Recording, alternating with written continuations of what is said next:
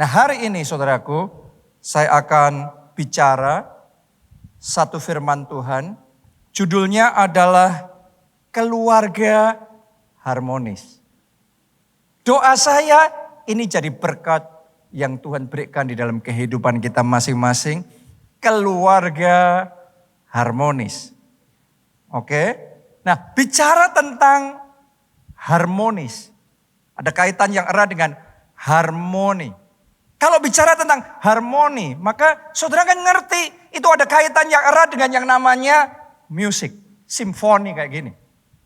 Ya, dan di dalam musik itu peranan harmoni sangat menentukan apakah kita bisa menikmati musiknya atau tidak. Betul apa tidak?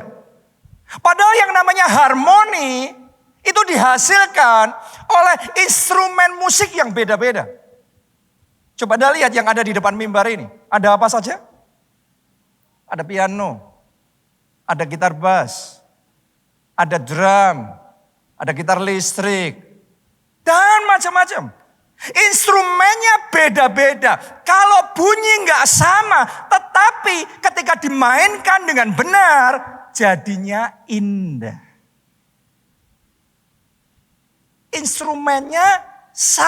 Instrumennya beda, tapi cara memainkan yang menentukan apakah tercipta harmoni atau tidak. Kalau mainnya nggak paham, kalau mainnya salah, bukannya harmoni, kedumbrangan ya. Akhirnya telinga kita peka.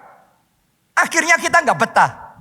Akhirnya kita kepengennya ini kita keluar aja. Kenapa? Karena suaranya nggak ada harmoni.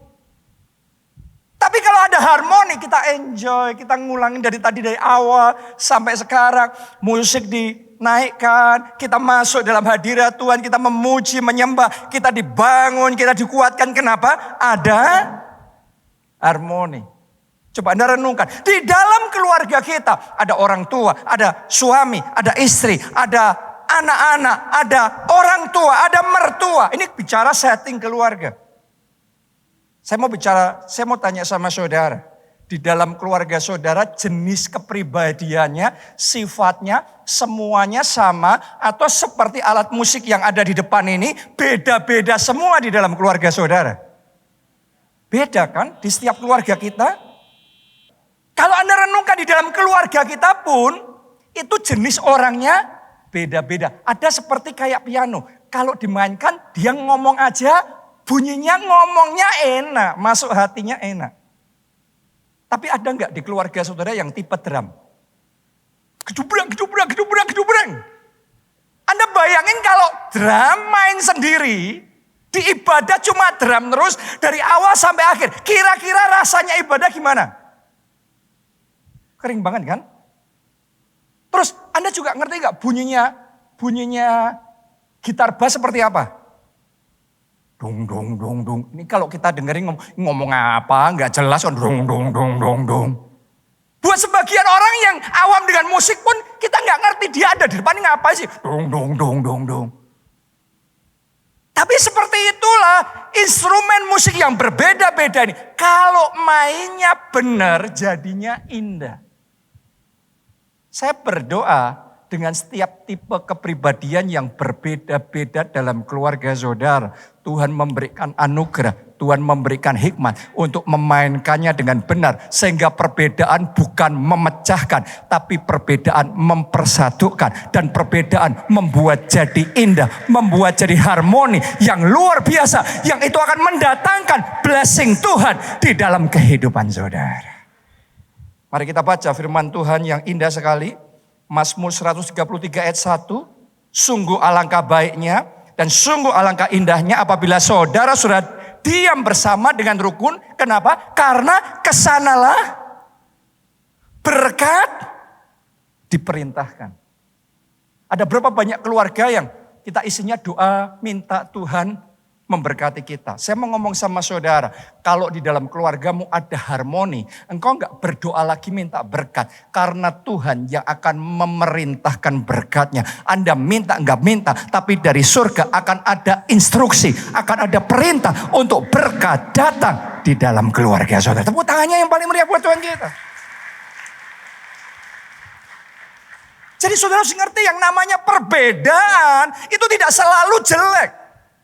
Suami istri yang memang beda. Kayak sandal saudara, sandal kanan, sandal kiri. Enggak ada yang pakai sandal kanan semuanya, betul? Kita semua berbeda. Di keluarga jenisnya orangnya berbeda-beda. Tapi seringkali kita maunya dia seperti kita. Kok kamu enggak gini sih? Kok kamu gitu sih?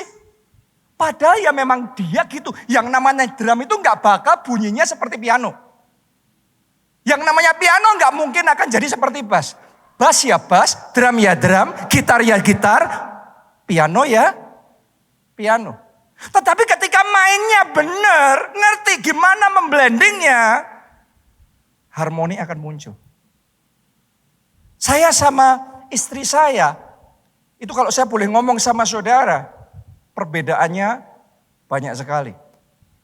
Ya dan kalau orang boleh ngomong, yang satu kutub utara, yang satu kutub selatan, yang satu sukanya dingin, yang satu sukanya panas, yang satu berantakan, yang satu rapi, yang satu pokok semuanya saudara, yang satu on time banget, yang satu telat banget, yang satu pokok semuanya kita itu berbeda. Sehingga ketika kita jalan bersama-sama dan kita belum tahu cara mainnya, akhirnya yang terjadi tarik-tarian.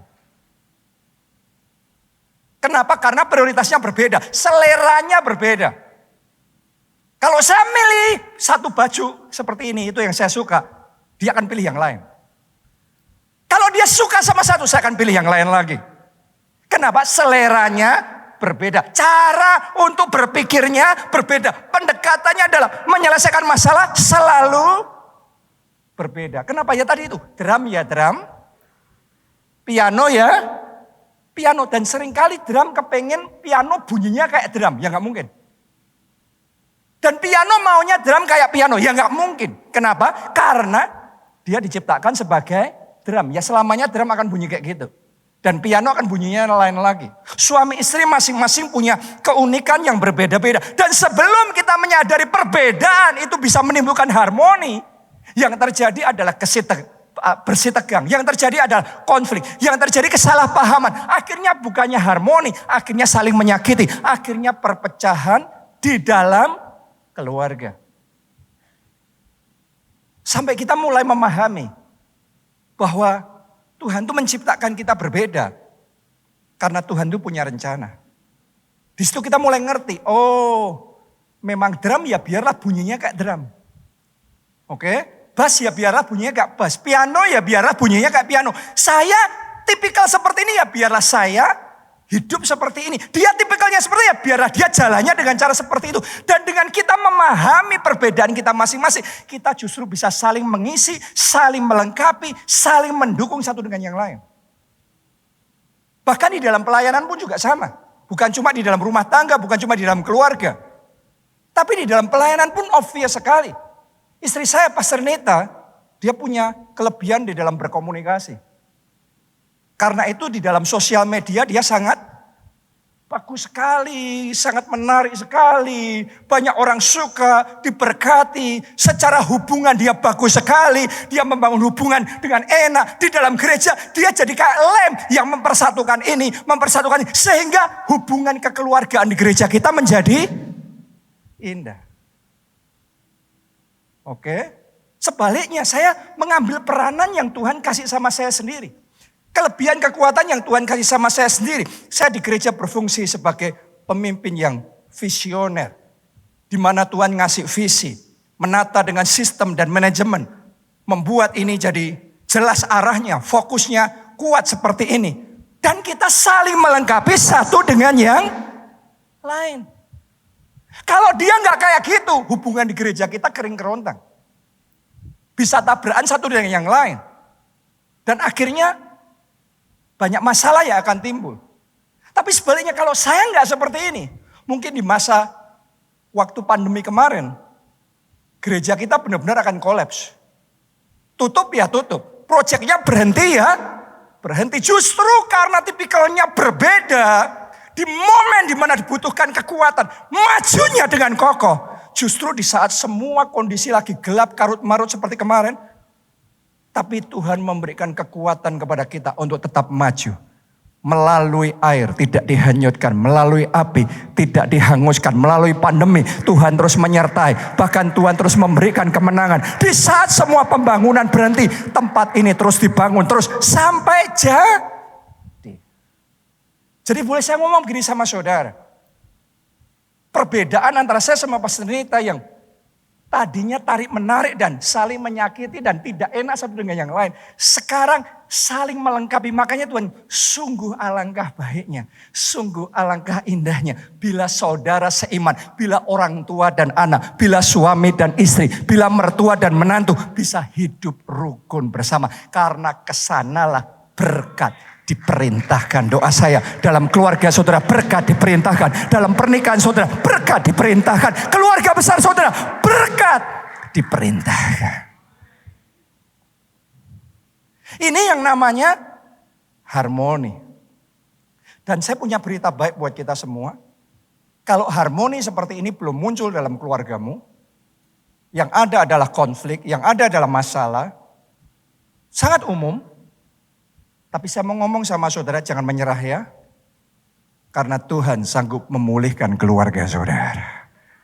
Dulu keluarga saya, dulu pernikahan saya dan Pastor Nita juga gak langsung lancar, baik, indah semuanya.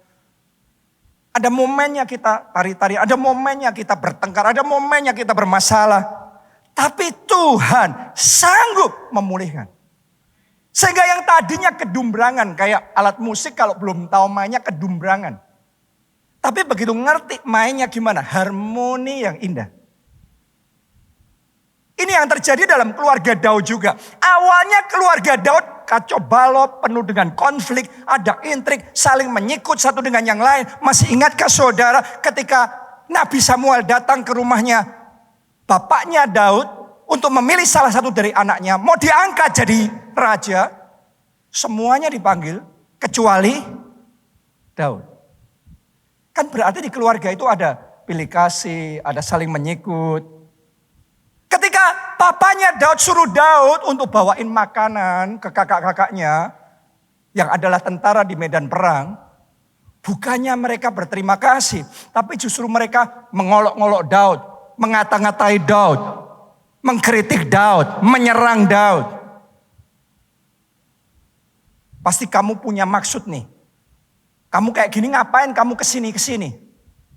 Ada berapa banyak dari saudara mungkin juga ngalami hal yang sama. Ada ngelakuin yang baik buat keluarga saudara, tapi dituduh yang tidak-tidak, dicurigai, difitnah, dikatai ini dan itu.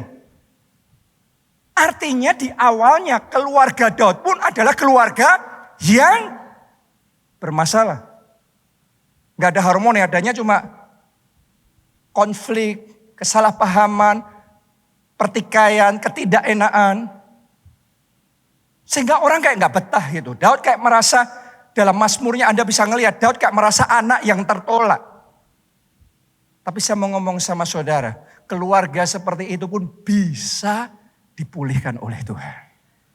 Coba saya tunjukkan satu buktinya sama saudara bagaimana keluarga itu mengalami pemulihan yang luar biasa ya. 1 Samuel 22 ayatnya yang pertama. Lalu Daud pergi dari sana dan melarikan diri ke Gua Adulam. Ketika saudara-saudaranya dan seluruh keluarganya mendengar hal itu, pergilah mereka ke sana mendapatkan dia. Coba saudara lihat ke depan sini. Ketika Daud ada di Gua Adulam, itu adalah dalam hidup Daud titik terendah. Benar apa tidak? Dia sedang dikejar-kejar oleh Raja Saul beserta dengan seluruh tentara Israel mau bunuh Daud. Saya mau tanya sama saudaraku. Kalau Daud dalam titik terendah dan sangat terjepit dan tidak ada harapan lagi seperti itu, musuhnya aja raja yang siap bawa seluruh tentaranya untuk bunuh dia. Kalau konfliknya masih ada, menurut saudara kira-kira anggota keluarga yang lain akan memilih posisi apa? Mengamankan diri sendiri. Sudah bila perlu, apa tuh namanya? Ini sudah bukan anak lagi. Ini sudah bukan anggota keluarga lagi. Kita sudah putus hubungan supaya selamat. Tapi yang luar biasa, di momen Daud di titik terendah dalam hidupnya, keluarganya datang untuk mendukung Daud. Berarti keluarga Daud yang tadinya bermasalah, sampai di titik itu sudah terjadi pemulihan. Ini yang akan jadi doa saya buat keluarga saudara yang mungkin saat ini ada begitu banyak sakit hati, konflik, kesalahpahaman. Tapi anugerah Tuhan bekerja, kuasa Tuhan yang bekerja, Roh Kudus sendiri yang akan turut campur dalam keluarga saudara. Sehingga pemulihan terjadi. Sehingga harmoni itu akan ada kembali. Sehingga perbedaan yang tadinya menyakiti, tapi perbedaan sekarang akan menimbulkan harmoni yang indah. Yang akan membawa atmosfer surgawi di keluarga saudara. Kita kasih tepuk tangan yang paling meriah buat Tuhan kita. Karena itu bisa terjadi. Anda percaya? Hubungan suami istri yang sudah penuh konflik bisa dipulihkan Tuhan, Anda percaya? Hubungan mertua menantu, hubungan orang tua dan anak yang tadinya bermasalah masih bisa dipulihkan, Anda percaya? Bagi Tuhan tidak ada yang mustahil. Saya sama anak-anak saya hubungan tidak selalu baik terus loh. Walaupun keluarga pendeta, kita juga ngalami ups and down juga. Misalnya salah satunya, tadi saya baru aja ngobrol sama anak saya yang kedua, dengan Gaby. Dan kita cerita-cerita bagaimana kita sekian waktu yang dulu kita pernah ngalami momen yang gak mudah dalam hubungan orang tua dan anak. Saya sama dia. Karena dia merasa saya keras, saya suka memaksakan pendapat, taunya cuma marah-marah. Tapi saya merasa dia orang yang gak gampang. Dan lebih keras dari saya mungkin. Dan sangat negatif. Loh, di keluarga pendeta juga sama loh. Jadi sesama biskota dilarang saling. Sama aja kita juga ngalami pergumulan dan kayak gitulah tarik-tarikan seperti itu. Dan untuk sekian waktu itu hanya saling menyakiti. Dan gak mudah di dalam hubungan itu. Tapi saya bersyukur Tuhan bekerja dengan caranya yang ajaib. Ada hubungan tertentu saudaraku ya, kita bisa mengusahakan. Tapi ada di titik tertentu itu hanya Tuhan yang bisa mengambil alih. Hanya Tuhan yang bisa mengerjakannya. Justru seringkali ketika kita angkat tangan, Tuhan yang turun tangan, Tuhan yang turut campur, Tuhan yang ambil alih, Tuhan yang menolong, Tuhan yang jamah hati saya, Tuhan yang lembutkan hati saya, Tuhan rubah perspektif saya tentang anak saya. Sehingga cara saya ngomong, cara saya berurusan dengan anak saya mulai berubah juga. Dan ternyata di saat yang sama, Tuhan juga jamah hatinya sendiri. Tuhan setting dengan cara yang ajaib, yang tidak bisa dijelaskan. Karena cara Tuhan itu seringkali melampaui yang sanggup kita pikirkan dan bayangkan. Tuhan jamah, Tuhan lembutkan hatinya. Sehingga hatinya terbuka dan perubahan terjadi dengan luar biasa. Dari yang tadinya hubungan tegang gak enak seperti itu. Sekarang kita bisa duduk, ngobrol-ngobrol, ketawa ketiwi. Cerita-cerita dari hati ke hati. Saya bisa ngobrol sama dia. Dia bisa ngasih pendapatnya sama saya, masukan-masukannya buat saya. Kita bisa membuat rencana masa depan bersama. Nanti ke depan mau dibuat seperti apa.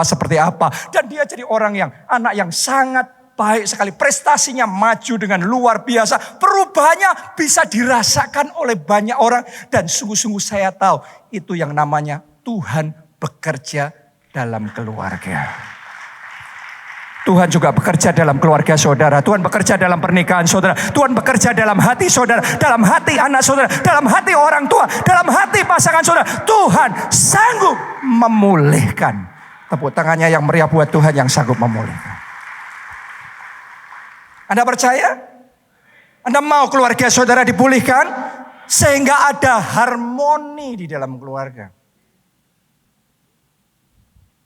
Yang pertama ya kuncinya. Kalau saudara mau ngalami itu, yang pertama evaluasi bagaimana kondisi kesatuan keluarga saudara.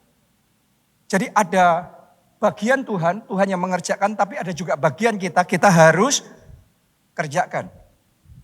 Dan yang pertama yang kita perlu lakukan supaya pemulihan bisa terjadi adalah belajar untuk evaluasi.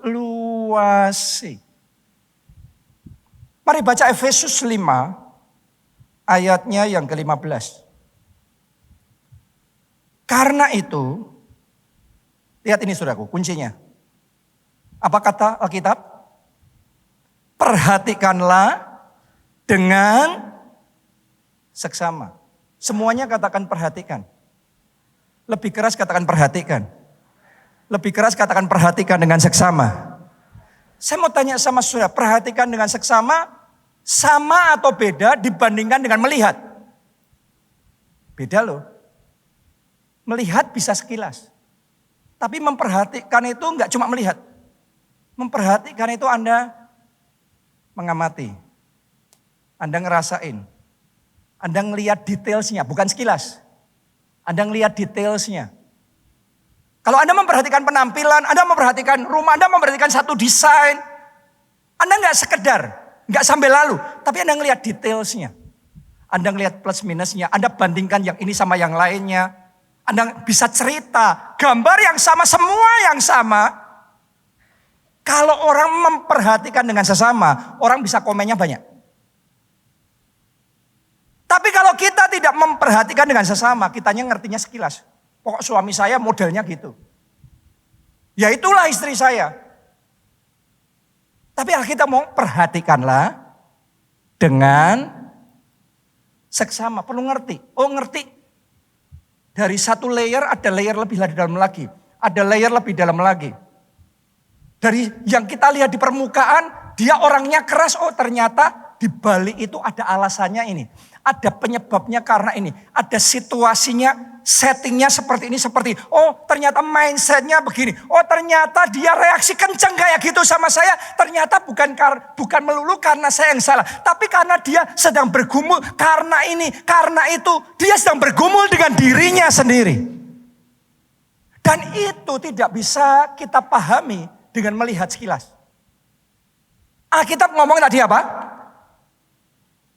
Perhatikanlah dengan seksama. Itu bagian dari evaluasi. Apakah saudara sudah mengevaluasi antara saudara sama pasangan saudara? Anda sendiri, kenapa Anda melakukan yang Anda lakukan? Kenapa Anda sukanya ngomongnya kayak gitu? Kenapa Anda kepengen itu tapi melakukan yang lain? Perhatikanlah dengan seksama. Cara untuk hidup, cara di dalam keluarga saudara, cara komunikasi. Oh ternyata kalau saya ngomongnya kayak gini, ngomongnya saya sama, tapi eksperimen. Maksudnya sama, ngomongnya sama, maksudnya sama, tapi cara ngomongnya saya kayak gini, saya kencengin, ternyata dia responnya lebih kenceng. Tapi saya lembutin, ternyata juga bisa lembut loh, bisa baik loh. Perhatikanlah dengan seksama. Karena keluarga itu adalah tempat belajar. Bukan sekedar kita masuk dalam pernikahan, pokok happy apa tidak. No. Dalam pernikahan itu tempat untuk belajar. Perhatikanlah dengan seksama. Komunikasimu seperti apa? Sama pasanganmu, sama anak-anakmu. Apa yang anak-anak saudara sedang lalui di sekolah bersama dengan teman-teman saudara. Apa yang ada di hati mereka?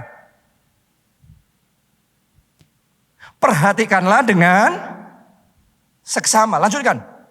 Ditulis begini, perhatikanlah dengan seksama bagaimana kamu hidup.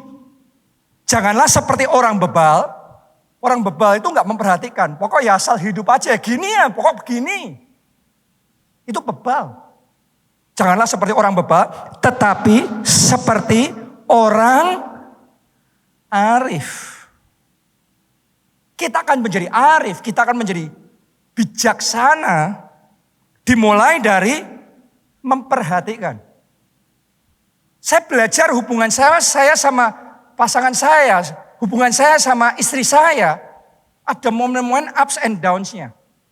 Naik dan turunnya. Ada momennya kita bisa baik banget, indah banget.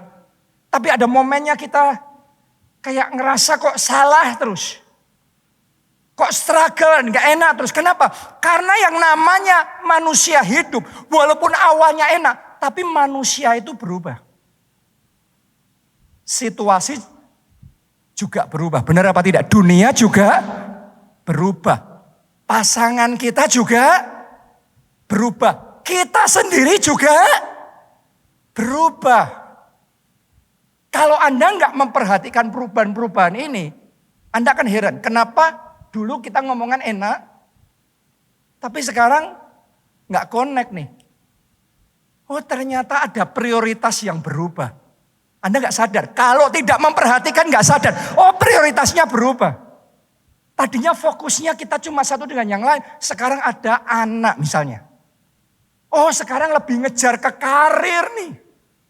Sehingga yang satunya maunya banyak waktu bersama. Tapi yang satunya kayak gak seimbang gitu. Kepinginnya bersamanya levelnya beda. Yang satu ngejar di karirnya. Yang satu pokok maunya terus menerus di keluarga segitu terus. Perbedaan gap ini bisa menyebabkan tarik menarik. Kalau ngelihatnya sekilas isinya cuma jengkel. Kok kamu gitu sih? Dan itu yang menyebabkan konflik. Itu menyebabkan pertikaian. Itu menyebabkan kekecewaan. Karena itu kita mau perhatikanlah dengan sama evaluasi. Evaluasi. Dan evaluasi terlebih dahulu diri kita sendiri. Karena seringkali yang jadi masalah adalah kita mengevaluasi pasangan kita, mengevaluasi orang tua kita, anak kita. Tapi kita lupa mengevaluasi diri kita sendiri. Kita mau memperhatikanlah dengan sama. Bagaimana kamu hidup. Kalau Anda sudah memperhatikan, Anda ngerti. Oh ternyata suami saya jenis drum ini. Ya sudah, yang namanya jenis drum kalau bunyi gak mungkin kayak piano. Benar apa tidak? Tapi berapa banyak istri piano kepengen merubah suaminya jadi piano. Ada momen-momen kalau kita memperhatikan akhirnya kita berapa banyak suami yang ngomong gini. Oh ternyata istriku itu perempuan. Karena yang laki seringkali kepengennya perempuan tuh yang logika gitu loh. Kamu yang masuk akal gitu loh. Loh, itulah perempuan. Pertanyaannya kita ngerti ya? Kita memperhatikan gak? Oh kalau perempuan tuh seperti itu. Kita maunya harusnya jangan gitu. Harusnya gini, harusnya gitu. No. Kadang-kadang dengan memperhatikan dengan seksama. Kita memahami siapa diri kita. Kita memahami siapa anak kita. Kita memahami seperti apa orang tua kita. Hanya dengan memahami. Oh yang ini keyboard. Yang ini gitar. Itu bass. Itu drum. Hanya dengan memahami itu saja. Anda akan melihat. Bagaimana keluarga yang tadinya begitu bunyi kacau balau semua. Tapi sekarang memahami, hanya dengan memahami. Tiba-tiba bisa sekarang mainnya beda. Dan karena mainnya beda, harmoni muncul. Doa saya, itulah yang akan terjadi dalam keluarga saudara, dalam pernikahan saudara. Harmoninya yang muncul. Kenapa? Karena memperhatikan dengan seksama. Dimulai dari evaluasi. Yang kedua, kalau kita mau keluarga kita harmonis, kita perlu punya visi dalam keluarga kita. Apakah saudara punya visi dalam keluarga saudara? Kemana mau bawa pernikahan itu? Kemana nanti, gimana Anda mainnya bersama dengan anak-anak saudara dengan membangun keluarga itu bersama-sama? Visinya kayak apa nih keluarga itu? Alkitab ngomong, when there is no vision, the people perish. Kalau nggak ada visi, umatku binasa. Keluarga kacau balau berantakan. Kenapa? Karena tidak ada visi atau visinya beda-beda. Yang suami maunya kayak gini, yang istri maunya apa kayak gitu, tarik-tarian. Kenapa? Visinya nggak sejalan. Visinya nggak kompak nih. Jadi pastikan di dalam keluarga saudara ada yang namanya visi. Visi yang solid, visi yang kompak, visi bersama, visi yang Setelah ada, dikomunikasikan. Dan diperjuangkan. Saya sama keluarga saya, kita punya visi. Ya, bahkan itu jadi visi gereja juga. Visi keluarga kita mau jadi keluarga yang love God, love people with passion. Love God dulu. Karena itu visi keluarga kita, pokok harus cinta Tuhan. Mengasihi Tuhan nomor 1. Karena itu visi, kita komunikasikan. Itu sebabnya di keluarga kita semua ngerti. Tuhan itu nomor 1. Kita semua ngerti beribadah itu bukan disarankan. Tetapi itu sebuah komitmen bersama dengan Tuhan. Haleluya. Kita arahkan, saya impartasikan visi itu sama anak-anak. Kita tekankan pentingnya beribadah, pentingnya melayani Tuhan. Kita dorong semuanya, kita dorong di gereja kita, anak-anak kita juga mengikuti skema perjalanan rohani keluarga Allah, jemaat keluarga Allah. Kita dorong anak-anak kita baptis air. Kita dorong itu. Karena anak saudara didorong baptis dan tidak akan beda. Anak saudara didorong berdoa dan tidak akan berbeda. Anak saudara Anda perjuangkan untuk ibadah apa tidak, pasti hasilnya berbeda. Karena itu visi kita perjuangkan. Geraknya semua ke situ. Anak-anak saya satu persatu ikut retreat encounter. Itu retreat yang akan didesain untuk mendatangkan pemulihan terjadi. Oke, dalam hidup kita. Anak-anak saya satu persatu ikut ISBC. Terlibat di dalam pelayanan. Kita benar-benar setting, kita punya anak-anak yang cinta Tuhan. Kenapa? Karena visinya love God, love people with passion. Bukan cuma urusan rohani, tapi juga urusan jasmani juga. Makanya waktu bulan lalu, bicara tentang keuangan, saya ceritakan sama saudara bagaimana saya mendidik anak-anak saya untuk bertanggung jawab dalam keuangan. Bukan cuma taunya terima uang. Tapi harus tahu bagaimana mengelola keuangan dengan baik. Bagaimana mencatat pengeluaran dengan benar. Sampai saya cerita sama saudara waktu itu. Ya. Mencatat keuangan buat anak-anak saya itu harus. Kenapa? Karena kalau belum selesai catatannya, uang saku berikutnya belum cair. Dan kemarin saya ngobrol, saya dikasih tahu ada sebagian jemaat yang komennya ketika dengar cerita itu. Sebagian jemaat yang komen, ternyata jadi anaknya Pak Jonathan gak gampang ya. Tapi saya mau ngomong sama saudara, nanti Anda akan melihat memang proses itu beda. Emas itu kalau diproses, dimurnikan 7 kali melalui api. Tapi jadinya jadi emas yang murni. Yang akan bernilai dan berharga.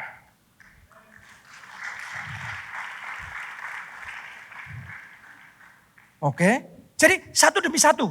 Saya baru aja pulang dari Amerika. Saya di sana kita ada pelayanan. Tapi juga kita ada waktu bersama dengan anak saya yang pertama, Jessica.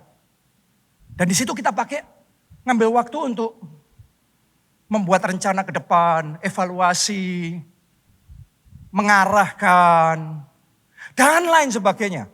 Nanti setelah ini what's next, berikutnya apa, dan lain sebagainya.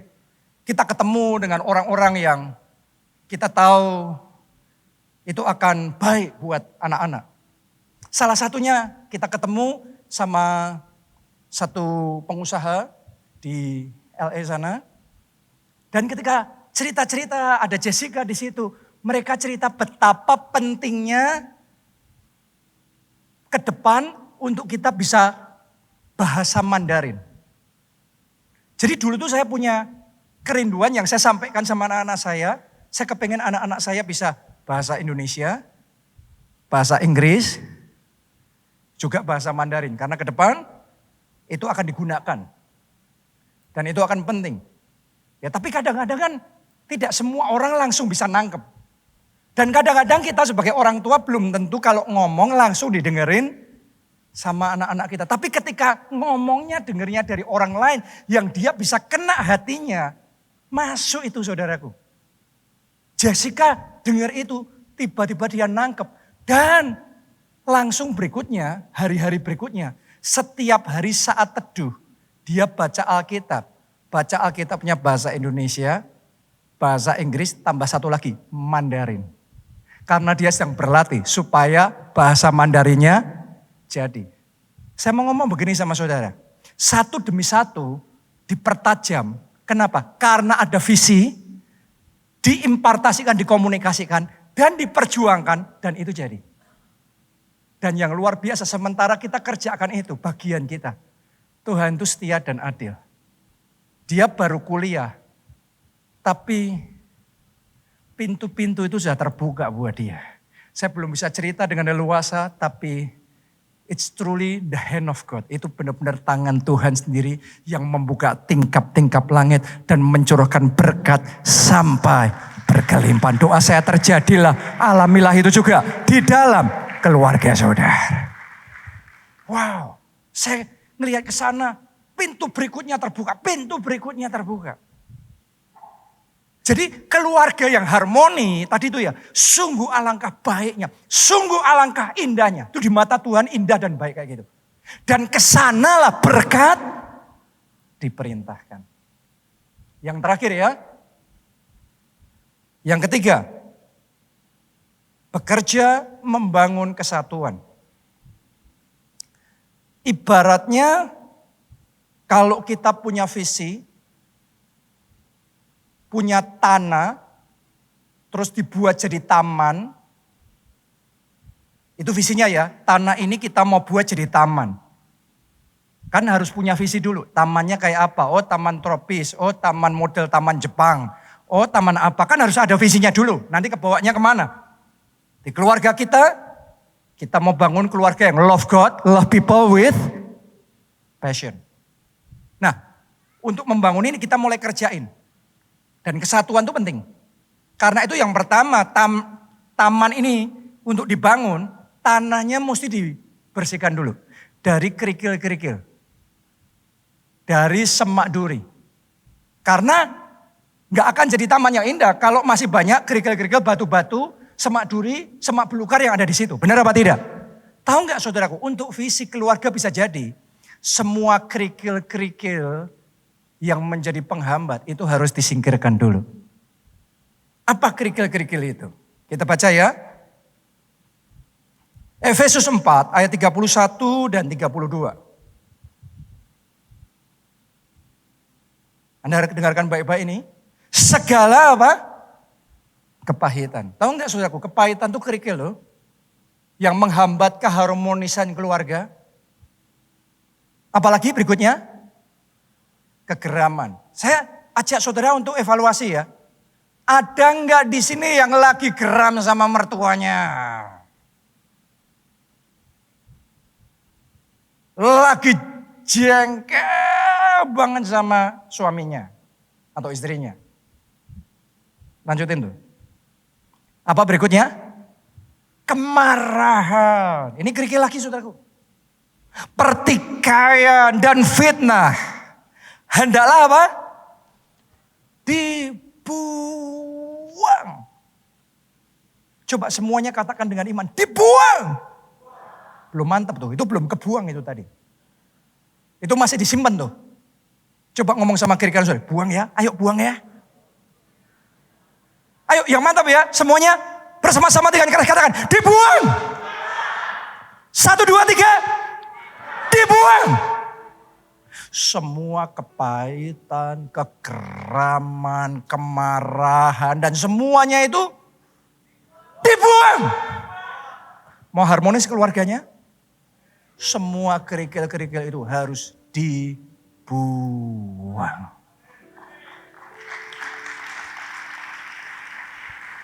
Saya belajar saudaraku. Kalau masih sebel, masih jengkel, gak ada pemulihan. Anda mau pemulihan terjadi di keluargamu, Ini loh, kepahitanmu mesti dibuang dulu. Kegeraman, kemarahan, kejengkelan itu mesti dibuang dulu. Karena maksudmu baik, mau memulihkan. Tapi memulihkan hatinya masih gondok nih. Masih sebel banget sih ngeliat dia. Maksud baikmu cuma mendatangkan pertengkaran lagi nanti. Karena ngomongnya masih ada kegeraman, kepahitan, kecewa, kemarahan. Kita mau hendaklah dibuang. Saya berdoa mulai hari ini. Semua yang pahit-pahit, semua kerikil-kerikil itu dalam hati kita dibuang. Yang dibuang kepahitannya bukan istrinya. Bukan anaknya, bukan orang tuanya. Jangan salah loh ya. Kita ngomong kepahitan, kemarahan, kegeraman dibuang. Saya belajar ini dari Pak Obaja. Pak Obaja itu ngurusin gereja banyak orang itu banyak masalah. Gereja tambah banyak orang itu masalah semakin banyak juga. Kadang gak gampang. Di keluarga juga. Keluarga semakin bertumbuh, semakin besar. Ada anak, menantu, ada cucu. Masalah juga tambah banyak. Kadang-kadang kena di hati. Mau pendeta pun kena juga di hati. Tapi Pak Obaja punya satu jurus untuk menjaga hati tetap bersih. Setiap kali di hati sudah berat, dia akan datang ke hadirat Tuhan. Dan dia akan mengeluarkan semuanya itu dalam hadirat Tuhan. Banyak istri salah, banyak suami salah kalau lagi jengkel sama pasangannya, ceritanya sama sekretarisnya. Lah itu kata nenek berbahaya. Oke, semua kejengkelan, amarah saudara, kegeraman saudara, luapkan itu dalam hadirat Tuhan. Cerita, curahkan itu, keluarin semuanya. Anda nangis, itu yang dilakukan Pak Obaja, nangis dalam hadirat Tuhan. Tapi selesai itu, pelong di hati. Kalau di hati pelong, di hati sudah bersih. Anda bicaranya sama, nyelesain masalahnya sama. Tapi karena hatinya sudah bersih, atmosfernya beda. Sehingga yang tadinya pertikaian sekarang berubah persatuan, kedamaian, dan pemulihan. Buang ya kemarahan, kecewa, kejengkelan, buang ya. Dan yang terakhir, tabur kasih. Tadi tanah itu udah dibersihin dulu. Kalau sudah bersih jangan dibiarin, nanti muncul lagi yang gak baik. Mesti nabur, dibangun tanamannya yang baik, dibentuk yang baik. Sehingga tamannya jadi indah. Dalam taman keluarga kita, tabur kasih. Pak Obaja saudaraku ya, kalau urusan sama orang luar yang gak suka sama dia, kan saudara punya ya orang yang gak suka sama saudara, dan Anda juga gak suka sama dia. Kalau Anda pas ketemu papasan Anda gimana? Biasanya kebanyakan orang menghindar. Kalau koboi malah diajak bertengkar sekalian. Tapi Pak Obaja beda. Pak Obaja ngerti ini orang sukanya ngomong gak baik tentang dia. Di belakang sukanya ngomong yang gak benar. Tapi bukannya memusuhi atau membuang muka. Kalau ketemu malah dipeluk. Diajak ngobrol santai. Dibaik-baikin. Itu Pak Obaja saudaraku. Sehingga hati orang itu yang tadinya akhirnya hatinya jadi lumer, jadi lembut. Kenapa? Karena kasih yang ditaburkan. Dan kasih itu selalu menang. Saya berdoa itu yang terjadi di keluarga saudara. Kasih itu menang. Kasih mendatangkan pemulihan. Kasih mendatangkan harmoni. Anda mau Tuhan bekerja dalam keluarga saudara? Ayo kita berdiri bersama. Bersamamu Bapa, Lu lewati semua perkenananmu yang teguhkan hatiku. Engkau yang bertindak, memberi pertolongan, anugerah-Mu besar melimpahkan. Mari kita angkat dua tangan kita, semuanya. Katakan, bersamamu Bapa. Bersamamu Bapa, lewati semua, berkenan mulia, teguhkan hatiku. Tuhan, kami butuh Engkau yang bertindak.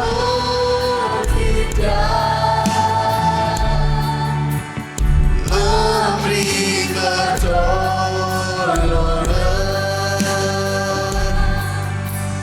anugerah-Mu besar melimpahkan. Saudaraku, ada hal-hal tertentu dalam keluarga yang kita bisa lakukan itu dalam batasan kita, dan itu akan membuat dampak yang positif dan pemulihan dalam keluarga kita. Tapi saya juga perlu jujur ngomong sama saudara, ada situasi tertentu yang no matter what we do, gak peduli apapun yang kita lakukan, apapun yang kita katakan, secara manusia nothing is gonna change. Gak akan ada yang berubah. Bahkan kalau itu situasi saudara, saya mau katakan hari ini, masih ada Tuhan loh. Masih ada satu pribadi yang sanggup bekerja, menjamah hati yang keras, melembutkan hati orang yang sangat keras sekali. Masih ada Tuhan yang bisa men-setting ini, men-setting itu. Sehingga pemulihan bisa terjadi dalam keluarga kita. Karena itu saya mau ajak saudara, ayo buka hati, terima Yesus sebagai Tuhan dan Juru Selamat. Maka engkau akan menerima pengampunan dosa, itu yang pertama. Yang kedua, engkau akan terima jaminan keselamatan untuk bisa masuk di dalam kerajaan surga. Dan itu titik awal untuk pemulihan keluarga bisa terjadi. Anda yang mau itu, kita angkat dua tangan kita. Mari ikuti doa ini, katakan, Tuhan Yesus, masuklah dalam hidupku. Jadilah Tuhan dan Juru Selamatku.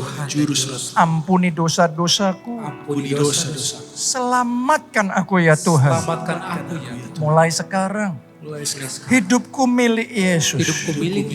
Aku mau ikut Yesus, melayani Yesus seumur hidupku. Dan aku percaya aku sudah diselamatkan.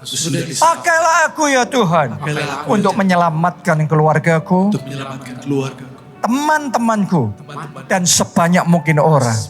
Terima kasih Tuhan. Amin. Yang berikutnya, sekarang saya mau ajak saudara datang di hadapan Tuhan ya. Ayo kita berseru, Tuhan tolong aku, tolong keluargaku, selamatkan dan pulihkan keluargaku.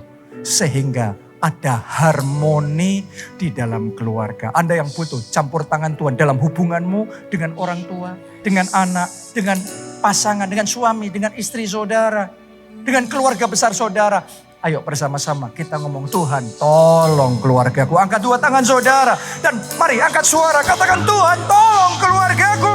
Tuhan tolong aku. Mari masing-masing berdoa, angkat suara, masing-masing bawa keluarga saudara di hadapan Tuhan. Kami butuh Engkau campur tangan di dalam keluarga kami. Karena kami terbatas, kami manusia tidak mampu. Tapi kami butuh Tuhan, kami butuh tangan Tuhan bekerja. Menjamah hati yang keras, melembutkan hati yang keras Oh, lembutkan dan membuka hati yang tertutup. Oh God, help us Lord. Tolong kami Tuhan, tolong keluarga kami ya Tuhan. Berperkaralah ya Tuhan, turut campurlah ya Tuhan. Jamah, pulihkan keluarga kami ini, sehingga ada kesatuan keluarga, sehingga ada harmoni tercipta, sehingga ada pemulihan terjadi. Haleluya. Mari doa saudara, doa. Oh, kami bawa Tuhan, kami bawa suami kami bawa istri kami bawa orang tua, anak-anak kami bawa keluarga besar kami. Tuhan turut campur. Thank you Jesus. Bersamamu Bapa, lewati semua perkenanmu yang teguhkan hatiku. Engkau yang bertindak, memberi pertolongan. amin. Anugerahmu besar melimpah. Mari yang terakhir, yang terbaik, lambaikan tanganmu dan katakan, bersamamu Bapa, Bersamamu Bapa, lewati semua perkenanmu yang teguhkan hatiku. Engkau yang bertindak, memberi pertolongan.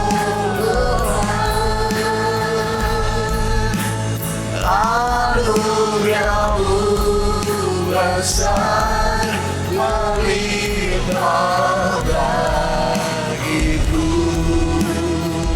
anugerahmu besar.